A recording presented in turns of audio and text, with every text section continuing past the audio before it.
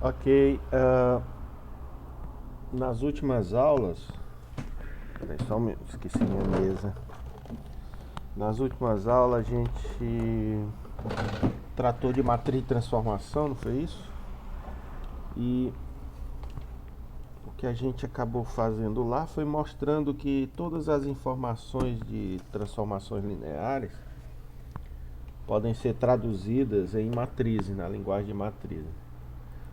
Você só precisa achar a matriz da transformação. Ah, Era isso, a gente tinha. Só um segundo aqui. A gente tinha lá transformações lineares, bases do domínio e do contradomínio, e a partir daí a gente traduzia, né, o estudo das transformações lineares no estudo da matriz dessa transformação. E várias informações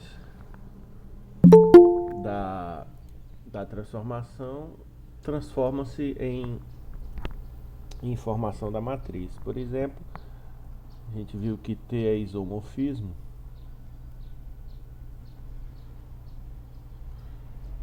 Somente se a matriz de T é invertível.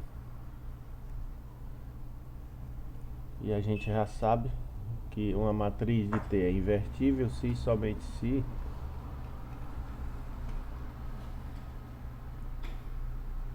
o determinante dela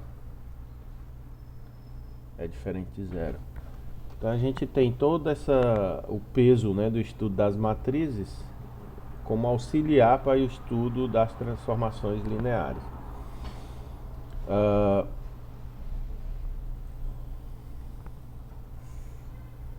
Organizar aqui. Mas infelizmente, assim, quando a gente trabalha com dimensões muito altas, por exemplo, se eu estiver trabalhando com um operador linear, operador é quando o domínio e o contradomínio é o mesmo espaço. E se eu tiver com a dimensão de U, por exemplo, sei lá, 100, então significa que a matriz de T, qualquer que seja a base beta, gama, tanto faz aqui, essa matriz aqui é uma matriz 100 por 100, que pode ter um estudo bastante complicado. Ok. Então o objetivo aqui hoje nas próximas aulas é como é que eu pego uma matriz e simplifico ela. Simplificar você pode traduzir assim: como é que eu encho ela com o máximo possível de zeros? Que uma coisa é tu calcular o determinante disso aqui. Uma coisa é calcular esse determinante, por exemplo. Outra coisa é tu calcular esse determinante. Esse segundo aqui é bem mais simples. Por exemplo, aqui é o produto da diagonal principal. Já esse outro não, você tem que fazer aquelas regras intermináveis de derivação, não, de cálculo de determinante. Então a técnica, a ideia vai ser a seguinte: a gente vai pensar da seguinte forma: o que aconteceria se eu tivesse o seguinte, o espaço vetorial U, suponha por um segundo que eu possa escrever esse espaço vetorial como a soma de dois outros subespaços dele. E mais ainda, suponha por um segundo que eu possa escrever essa soma como uma soma direta. Forma de escrever é única, ou a interseção dos espaços é só um vetor nulo. Mais ainda, suponha que eu tenho um operador linear que satisfaz as seguintes coisas.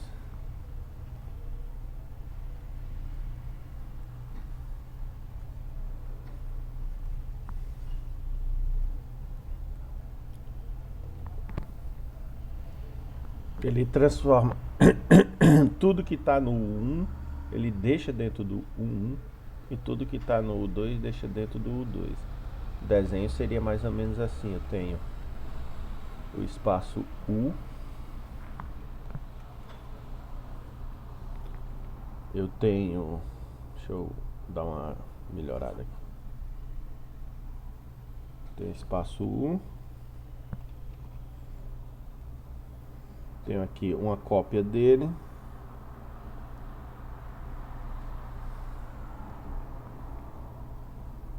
entre esses dois eu tenho a transformação T. Eu sei que esse U1, esse U, perdão, ele é U1 mais o 2, tem dois subespaços, que a soma dos dois é U, e eu ainda tenho mais. Eu tenho que o T do U1 cai dentro do próprio U1 e o T do U2 cai dentro do próprio U2. Suponha que eu tenha essa combinação. Olha só o que é que vai acontecer. Vou fazer o seguinte: vou pegar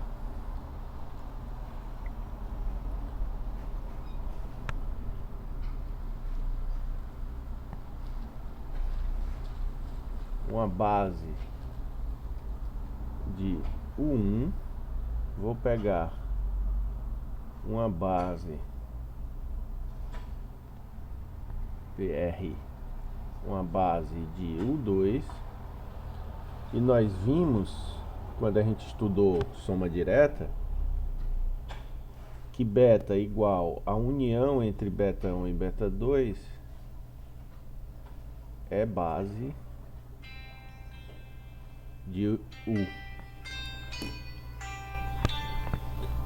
Só um segundo, pessoal.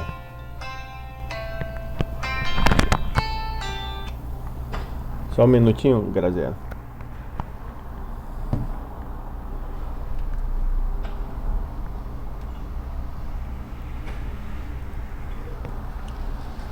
Oi, Graziela. Alô? Alô?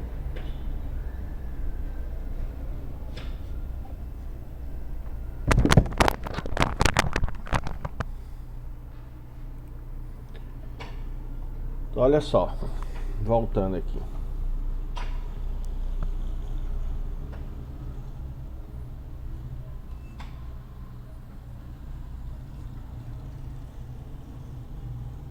Foi o que eu fiz aqui. Eu tinha lá o meu U.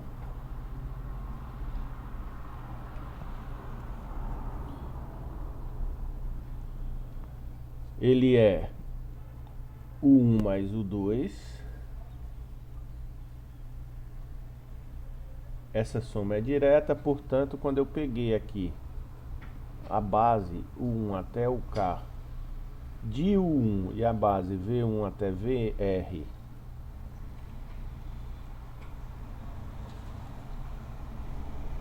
de U2, a união dessas bases forma uma base do conjunto U, do espaço vetorial U. E agora eu posso achar a matriz da transformação. T de U1 até T de UK, T de V1 até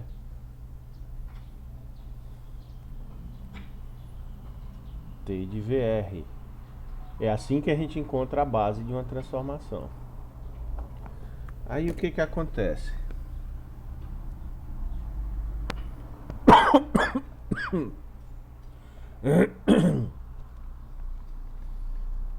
T de 1 foi dito lá em cima que o T do 1 cai dentro do próprio conjunto U1. T de U1 está contido em U1. Significa que esse primeiro vetorzinho, T de U1, é gerado pelos próprios vetores U1 até o K. Então ele é uma combinação linear A11. Vamos botar assim, A11. U1 mais até AK1 UK. Por que que não tem aqui o restante da base beta? Porque lembre-se que a base beta vai do 1 até o K, depois V1 até VR. Não tem porque o T dos elementos de 1 está dentro do U1. Então essa base beta 1 é suficiente para gerar. Mas eu vou completar com 0.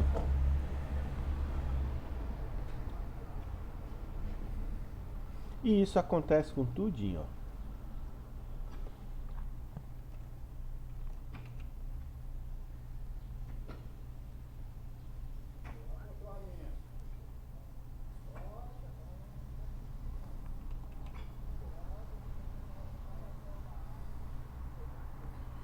Quando a gente passa, que é um 0, tá? Quando a gente passa para T de V1, você saiu de dentro do conjunto U1, porque agora o V1 está contido em U2. E o que é legal é que T de U2 está contido em U2. Então, o que acontece aqui é que esse conjunto agora é gerado, esse vetor, perdão, é gerado pela base beta 2.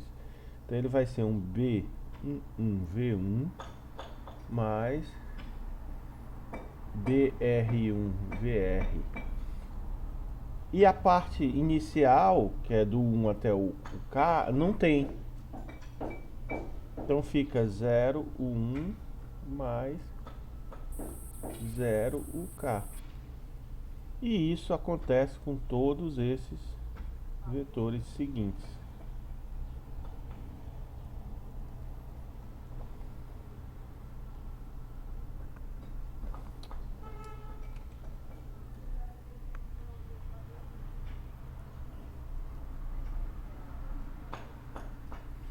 Aí, meus queridos, acontece aqui um negócio interessantíssimo.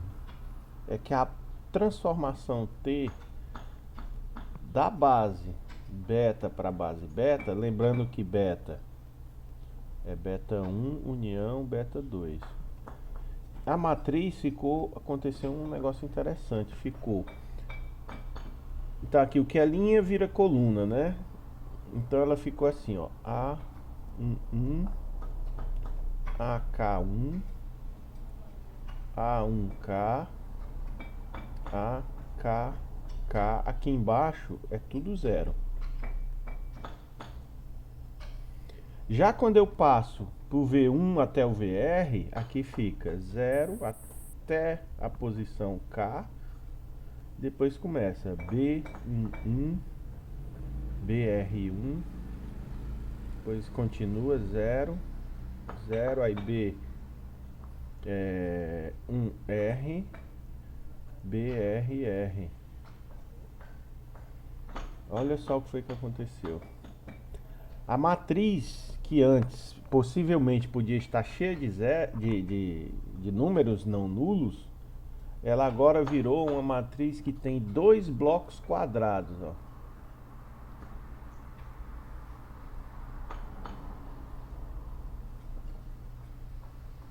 O primeiro bloco tem ordem K, e se você olhar bem, K é exatamente a dimensão de U1. K é a dimensão de U1 porque é a quantidade de elementos da base de U1. E o outro bloco não nulo é R por R, ó. E R é exatamente a dimensão de U2. Então a matriz, que poderia ser algo complicado, ela já começou a melhorar, porque você encheu ela de zeros, deixando somente blocos quadrados aqui. E como foi que isso foi feito? Foi quando a gente conseguiu escrever U como uma soma direta. E mais ainda, cada espaço desse aqui é o que a gente chama de T invariante. Esse nome bonito quer dizer o quê? T de UI está contido em UI. Isso é ser T invariante. Então, eu resolvi começar com essa observação porque ela é que justifica toda a teoria que a gente vai fazer a partir de hoje. A gente vai desenvolver hoje o que a gente chama de alto valor e alto vetor. Então é sempre vocês devem ter em mente o seguinte: para que ele está fazendo isso? Ele está fazendo isso porque ele quer chegar nesse objetivo final, que é mostrar que, dado um espaço vetorial e um operador linear, é possível, em geral, eu decompor esse espaço vetorial em uma soma direta, onde cada subespaço na soma direta é T invariante. Certo? Não é difícil de perceber o objetivo final. O objetivo final é tentar escrever esse vetor com o máximo, decompor ele ao máximo em subespaços, como uma soma direta de subespaços, em que cada um é T invariante. Porque se eu conseguir decompor isso ao máximo, primeiro, as dimensões desses espacinhos vão ficando cada vez menores. Dimensão 1, 2, 3, 4. Vai diminuindo essa dimensão e mais ainda a matriz do operador em uma base que seja a união das bases dessa soma direta vai dar um bocado de bloquinho pequeno assim, ó, em diagonal. E o restante vai ser preenchido com zeros. Então você consegue tornar a matriz mais próxima de uma matriz diagonal possível. Certo? Então isso aqui inclusive justifica aquele estudo que a gente vê no, alguns de vocês viram e outros não, que a gente chama de diagonalização de matrizes, que é tentar mostrar que a matriz pode ser escrita como uma matriz diagonal. Nem sempre é possível, mas é possível chegar o mais perto que dá aí. Então, tá, essa primeira parte era para justificar o que vem adiante. Alguma pergunta, fica à vontade.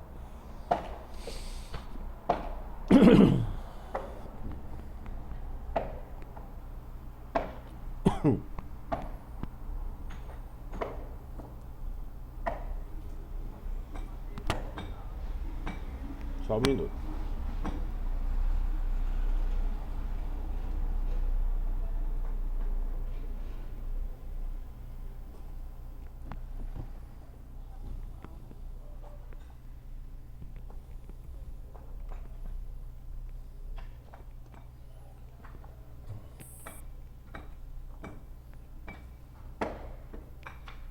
Então eu começo exatamente com essa definição do que é um subespaço invariante, tá? Então eu tenho um operador linear de domínio e contradomínio U. Tenho W, um subespaço de U, e eu digo que ele é invariante pelo operador T quando o T de W está contido em W. Foi do jeito que eu defini anteriormente. A forma simplificada que a gente diz é que W é um subespaço T invariante. Então, essa nomenclatura diz que, além de ser subespaço, T de W está contido em W. É isso aí. Aqui eu falo um pouquinho por que isso vai facilitar a compreensão, tá?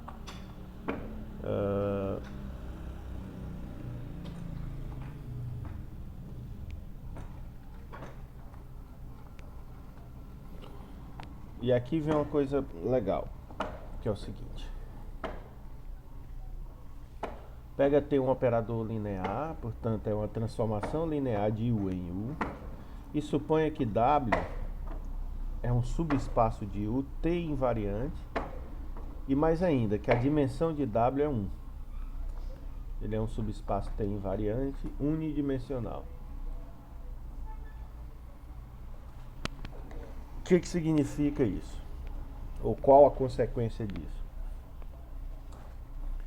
Pega um vetor não nulo em W, que gera W.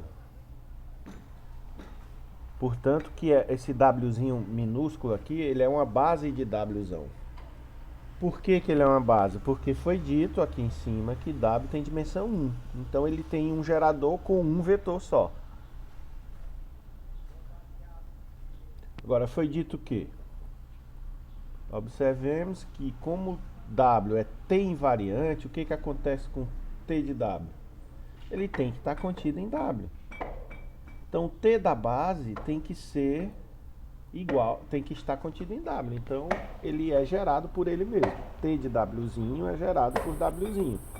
Consequência, existe um número real que isso acontece. Por quê? Porque, de novo, T de Wzinho, por ser gerado por Wzinho, ele é uma combinação linear de Wzinho. Então, ele é um múltiplo dele. Acabou essa história. É daí que surge a definição de alto valor e alto vetor. É a partir desse problema aqui, dessa observação. Então vamos definir o que é um alto valor e um alto vetor. Você começa sempre com o operador linear. Então veja, para falar de alto valor e alto vetor, o domínio contra domínio tem que ser igual. A partir de agora é operador linear, não é transformação qualquer. É uma transformação cujo domínio contra domínio é igual. É o mesmo. Um número lambda real é chamado de um alto valor quando existe um vetor não nulo que satisfaça essa igualdade. Então é preciso que esse vetor U seja não nulo para que esse número lambda seja chamado de alto valor. Vocês vão encontrar em alguns livros principalmente mais antigos, em vez de chamar de alto valor, eles chamam de valor próprio. E outros mais antigos ainda, ao invés de chamar de valor próprio, chama de valor característico. Mas tudo é a mesma coisa, é os que a gente chama de alto valor. Então, para ser alto valor, tem que acontecer essa igualdade onde U é um vetor não nulo. Certo? E esse vetor Uzinho não nulo, ele é chamado de alto vetor. Então, a partir de agora, toda vida que alguém falar em alto valor ou alto vetor, tem que vir na mente de vocês esta igualdade aqui. T de U é lambda U. Se U for diferente do vetor nulo, então o lambda é chamado de alto valor e o U é chamado de alto vetor. É isso aí, essa é a definição. Alguma pergunta sobre a definição? Podemos prosseguir.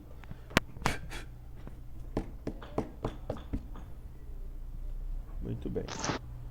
Claro. Olha só para esse conjuntinho aqui. Então eu tenho um operador linear, eu tenho um alto valor, portanto satisfaz essa igualdade, onde U é um alto vetor não nulo. E eu estou chamando de o índice lambda o conjunto de todos os vetores do domínio que satisfaz essa igualdade. Então, em vez de eu olhar só para um alto vetor, eu estou olhando todos eles e mais ainda o vetor nulo, porque lembre-se que essa igualdade ela é satisfeita pelo vetor nulo. Lembrem-se que sempre, sempre T do vetor nulo é igual ao próprio vetor nulo. Ou, se vocês preferirem, é igual a lambda vezes o vetor nulo. Então, sempre o vetor nulo satisfaz essa desigualdade.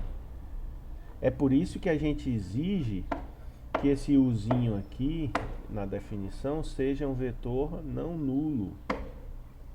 Porque o nulo não tem graça, sempre satisfaz. Ok? É isso aí. Esse conjunto aqui, o índice lambda, ele recebe o nome de o alto espaço associado ao alto valor lambda.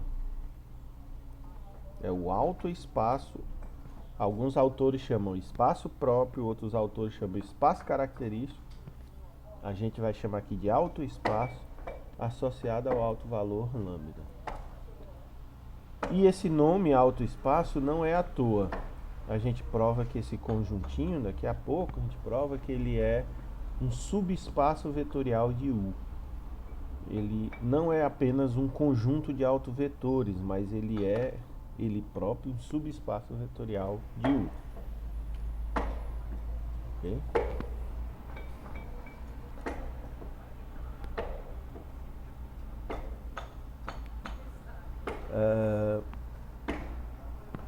Sendo ele um subespaço vetorial, ele tem uma dimensão. Relembrando, eu só estou trabalhando em dimensão finita, tá? Então ele tem o índice lambda uma dimensão. A dimensão dele é chamada de a multiplicidade geométrica de lambda. Então você veja que nessa página tem 4 definições diferentes. O que é um alto valor, o que é um alto vetor, o que é um alto espaço e o que vem a ser a multiplicidade geométrica do alto valor. É bastante importante essas nomenclaturas para que a gente possa se comunicar.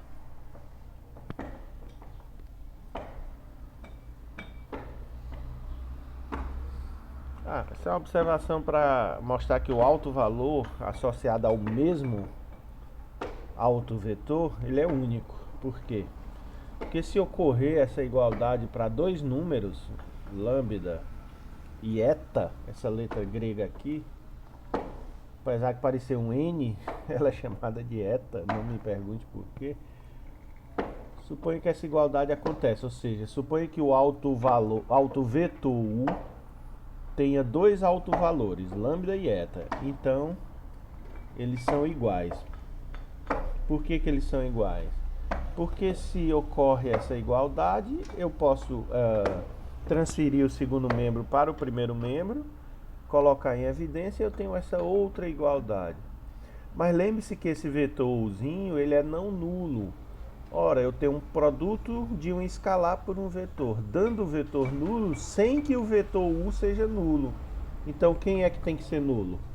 É o escalar, lambda menos eta. Tem que ser zero, portanto, lambda e eta são iguais.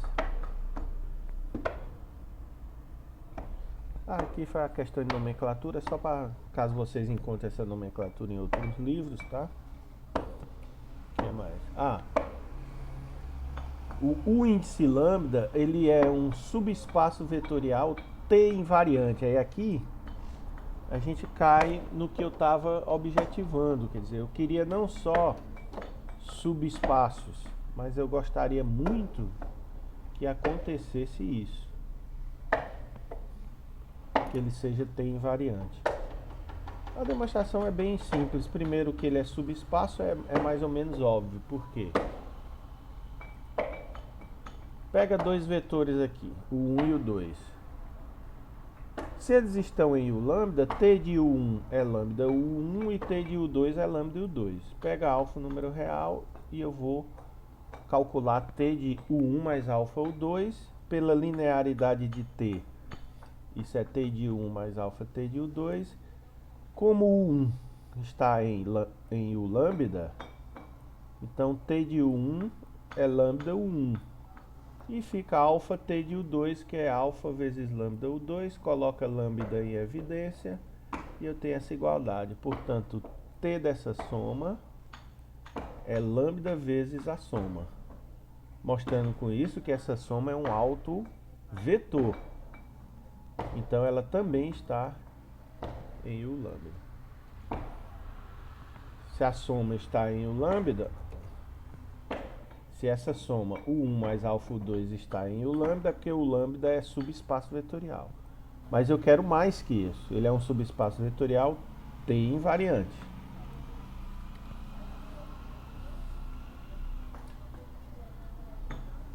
Como é que eu vou mostrar que ele é T invariante? Eu peguei um vetor lá dentro. O que dá T desse...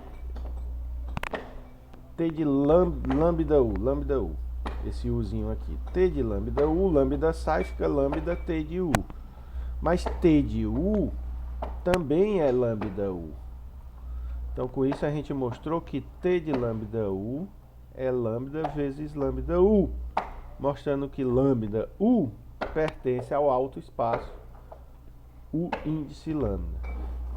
Só que lambda U é T de U, então é porque T de U está no alto espaço, mostrando então que se eu pego um vetor no alto espaço, T dele continua no alto espaço, portanto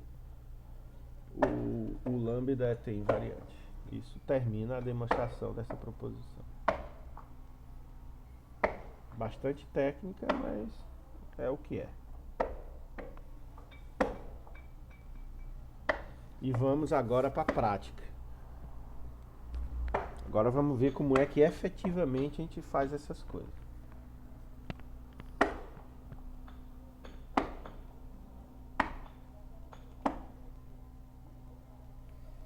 Então aqui foi dada uma transformação linear. Eu vou anotar ela ali na outra página, caso seja necessário a gente fazer conta.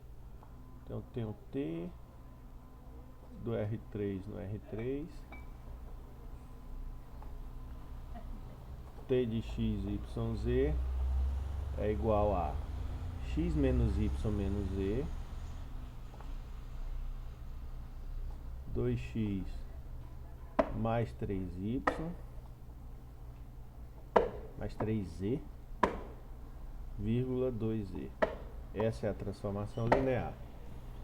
Certo? Meu objetivo aqui vai ser, como é que eu, olhando para a transformação linear, manipulando ela, como é que eu determino seus autovalores,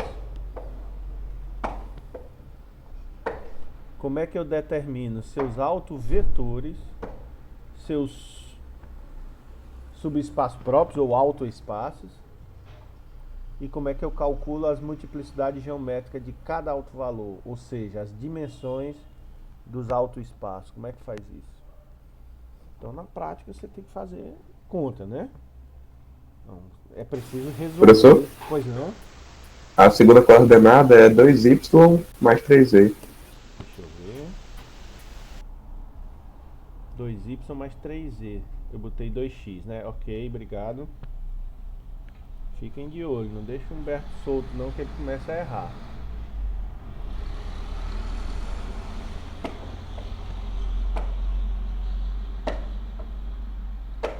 Pronto, obrigado.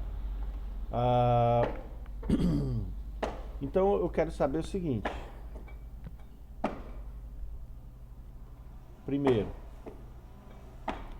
eu quero achar lambda real tal que T de x, y, z seja igual a lambda x, y, z. Ou seja, T de U é lambda U. É isso que eu quero. Se eu vou conseguir, é outros 500. Bom, o que significa resolver isso? É achar a solução da seguinte equação. Olha, isso aqui é equivalente a... Quem é T de x, y, z? É x menos y menos z, vírgula 3y mais 2... Acho que está errado. É 2y mais 3z, 2y mais 3z, vírgula 2z. Isso tem que ser igual a lambda x, lambda y, lambda z. E, portanto, isso é equivalente a resolver um sistema de equações, que é x menos y menos z igual a lambda x, 2y mais 3z igual a lambda y e, finalmente, 2z igual a lambda z. Eu tenho que resolver esse sistema aí. Ok? Então, começa assim. Observe que se lambda for um número real, for um alto valor, então vai existir um vetor não nulo, x, y, z, tal que T de x, y, z é lambda vezes x, y, z. Isto é, nós temos que resolver esta igualdade, que é equivalente a resolver esse sistema, feito o que eu coloquei. Olha lá, ó.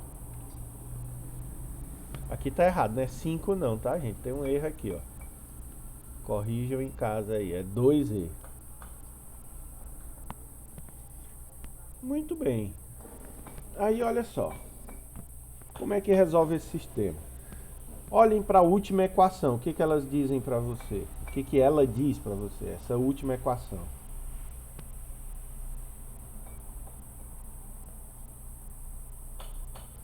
O que que essa última equação diz para você? Bom, ela diz que lambda é igual a... Ela diz o seguinte, gente. Se z for diferente de zero, então lambda é igual a 2. Porque se z for diferente de zero, eu posso cortar z com z aqui na equação. Beleza? Então, se z for diferente de zero, lambda é igual a 2. Eu escrevi aqui, ó. Ah, tá. Estou fazendo na ordem inversa. Tudo bem. Deixa lá. Se z for diferente de zero, então lambda é igual a 2. Se lambda é igual a 2,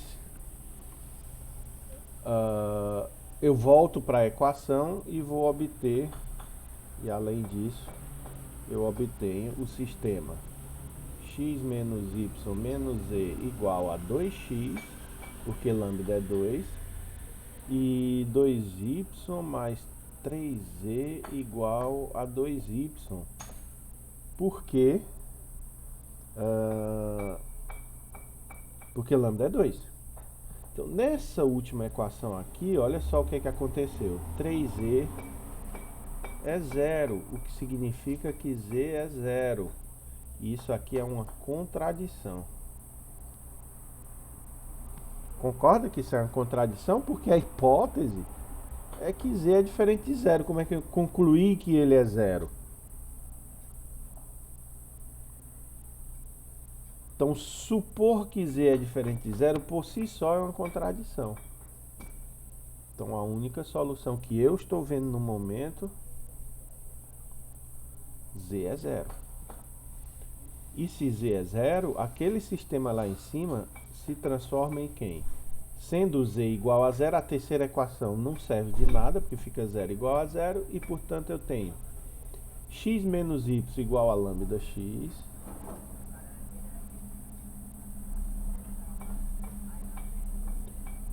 e aqui 2y igual a lambda y.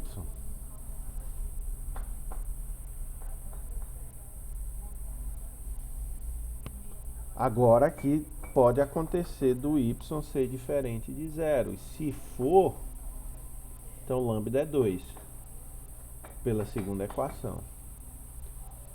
Devolvendo para a primeira equação, vai ficar x menos y igual a 2x. E o que significa isso? Que x mais y é igual a 0. Deixa eu ver se está tudo aí. X mais y igual a x mais y igual a 0. É isso mesmo. E só. Por enquanto só consigo isso. Deixa eu ver o que é que eu escrevi nas notas. Ah, aqui tá diferente. Lambda 1. Ah, já sei por quê.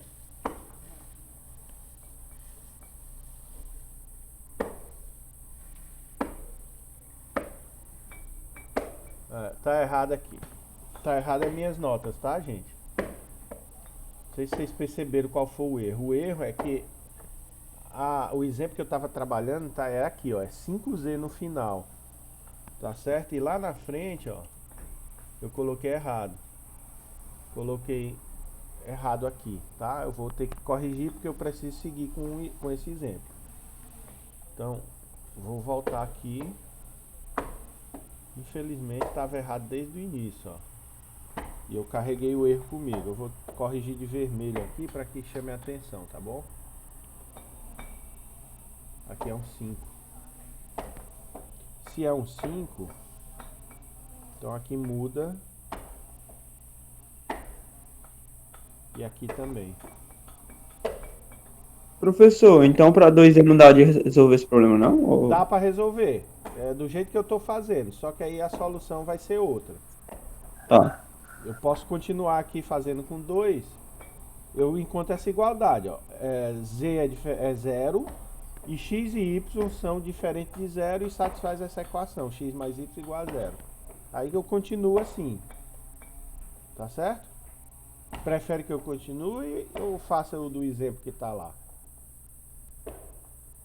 É porque o do exemplo a gente pode ver depois, né? Mas isso aí. Tem essa coisa. Depois deixa eu continuar. Não sei se vocês entenderam o que o colega disse. Foi o seguinte. Não, continue com esse exemplo. Vou voltar aqui para a cor amarela para chamar a atenção. É um 2, né? Continue com esse exemplo que você já está fazendo. Depois a gente vê lá o que está escrito. Tudo bem, tem razão. Pronto, então continuando, tá? Não corrigi mais, continuando. O que foi que a gente obteve? Solução que a gente obteve foi que, portanto, deixa eu voltar aqui para a cor branca. Portanto, se x, y, z é autovetor associado ao autovalor lambda, então foi que nós concluímos nas linhas anteriores. Então, lambda é igual a 2 e x, y, z é igual a x menos x0. Por quê? Porque z deu 0, aqui, z deu 0, e x e y deu igual a menos x. Então z é 0 e y é igual a menos x, ficou isso. O que é que nós concluímos? Que o autoespaço associado a lambda é formado pelos vetores do tipo x menos x0, onde x é real. E se você olhar com bastante carinho, isso é o espaço gerado pelo vetor 1 menos 1, 0. Significa que esse espaço tem dimensão igual a 1. Então, quem é o alto valor? É o número 2.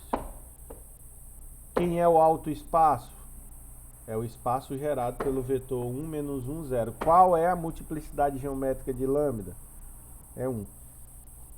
Isso responde o exercício. No exemplo que eu estava querendo fazer, que está errado aqui, né? Deveria ser um... Deixa eu preencher a página inteira. Aqui era para ser 5. Aqui, ó. Era para ser 5. Quando eu faço a conta, que é essa conta que aqui está, ó. Deixa eu circular ela, tá aqui. Quando eu tento fazer essa conta aqui, ou seja, quando eu tento resolver esse sistema, eu encontro a seguinte solução. São 3 soluções. Eu encontro um alto valor 1, o alto valor 2 e o alto valor lambda 3 igual a 5. Aí quando eu volto para os autoespaços, um deles é gerado pelo vetor 1, 0, 0. O outro é gerado pelo vetor 1, menos 1, 0. E o último é gerado pelo autovetor 1, menos 2, menos 2. É isso aí. Então vocês vejam o exemplo anotado com calma. Então assim, nesse exercício manuscrito eu encontrei apenas um alto valor de multiplicidade 1 e apenas um alto espaço gerado pelo vetor 1 menos 1, 0. No exemplo que tem aqui no slide, vocês terão 3 autovalores associados ao mesmo autovetor, a mesma transformação linear. Então uma transformação, um operador linear, ele pode ter só um alto valor, ele pode ter 30 alto valores, ninguém sabe, cada caso é um caso. Eu garanto uma única coisa para vocês: a quantidade de alto valor, a gente vai ver isso ainda nesse curso, não passa da dimensão do espaço. Então, se o espaço aqui, no caso, tem dimensão 3, a quantidade de alto valor é no máximo 3, podendo ser menos. Mas mais não pode.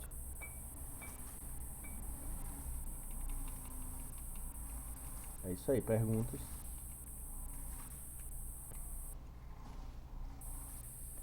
Estou deixando exercício resolvido para vocês treinarem. Eu não lembro o que vem em seguida, não tem mais nada, é só isso mesmo por hoje. Então assim, tem que treinar essa parte teórica, principalmente o pessoal da matemática tem que saber com detalhes essas demonstrações, certo? O pessoal da computação, quem se interessa pela parte de pesquisa, tem que saber essas coisas também. É isso aí. Perguntas, fiquem à vontade, gente.